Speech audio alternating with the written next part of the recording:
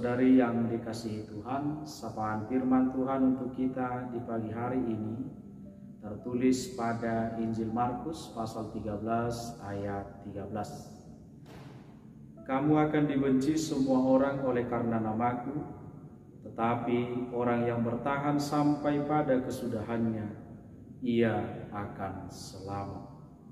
Demikian pembacaan nas firman Tuhan. Bapak Ibu saudara-saudari yang dikasihi Tuhan, setiap orang yang membaca ataupun yang mendengarkan perikop ini secara teliti pasti akan sangat terkesan oleh kejujuran dan keterus-terangan dari Yesus Kristus. Yesus tidak pernah merasa enggan untuk memberitahukan hal-hal yang dihadapi oleh setiap orang yang hendak mengikut Dia. Kepada setiap orang yang hendak mengikutinya, seolah-olah Yesus mengatakan, inilah tugas yang aku berikan kepadamu, tugas yang paling berat dan tidak menyenangkan. Apakah engkau menerimanya? Tentu cara yang dipakai Yesus memang bukan cara yang biasa ditempuh oleh kebanyakan orang yang di dunia ini.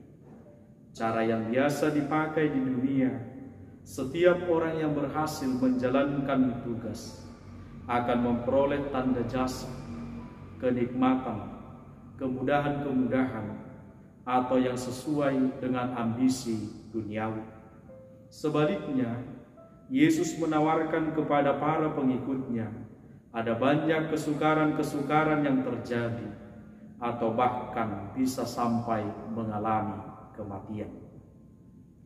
Kesukaran yang terjadi memang lebih banyak didominasi dari luar kekristenan. Misalkan saja pada waktu itu sesuai dengan nas ini, ada banyak fitnahan yang ditujukan kepada orang Kristen. Mereka dituduh sebagai kanibal, yaitu pembunuh manusia, karena kata-kata yang dipakai dalam sakramen perjamuan kudus.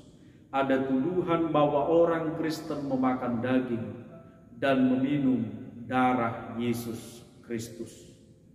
Mereka juga dituduh tidak bermoral, karena nama yang dipakai untuk menyebut pesta mingguan mereka adalah agape, yaitu pesta kasih.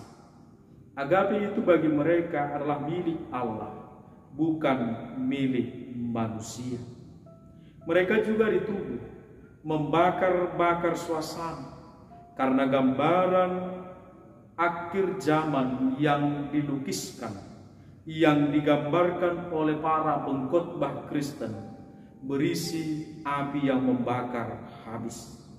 Mereka juga dituduh sebagai warga negara yang tidak taat, yang tidak menghargai negara, karena mereka tidak mau mengangkat sumpah bagi kaisar yang dipilih. Tentu ini hanya sebagian. Masih banyak lagi tuduhan-tuduhan yang dialami mereka pada waktu itu. Bapak Ibu saudara-saudari yang terkasih, perjalanan kehidupan kekristenan di mana kita berada pada zaman ini boleh juga dikatakan mengalami banyak kesukaran.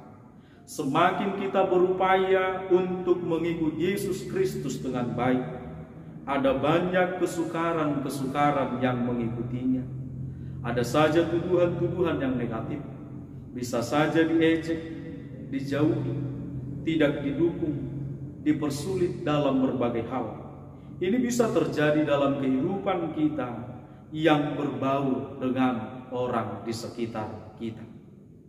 Dibenci karena nama Tuhan itu akan terjadi sesuai dengan perkataan Tuhan Yesus. Jadi bagaimana kita menghadapinya? Ternyata lebih lanjut Tuhan Yesus meminta untuk bertahan. Salah satu pukulan yang paling berat dalam hidup ini yang bisa saja terjadi adalah berkhianat, ketidakmampuan untuk bertahan. Ada banyak orang lebih memilih jalan lain, jalan yang lebih mudah atau gampang. Daripada mengalami kesulitan, lebih baik menyerah. atau berupaya menyenangkan hati orang lain sehingga mengorbankan apa yang ada padanya. Ajakan Tuhan Yesus untuk bertahan berarti tidak berkhianat, melainkan harus setia dan penuh dengan cinta kasih kepadanya dalam segala keadaan. Kita harus tertuju kepada akhir iman kita, yaitu keselamatan itu sendiri. Kita harus meyakini bahwa walaupun sulit, Tuhan akan memberikan kekuatan kepada kita. Oleh karena itu, marilah kita tetap setia dan penuh cinta kasih kepadanya sambil memohon agar kiranya Dia memantapkan langkah kita selangkah demi selangkah sampai pada akhirnya. Tuhan memberkati. Amin. Masa di golumon Tuhan menjaga holong nado mangon di honho Tuhan menjaga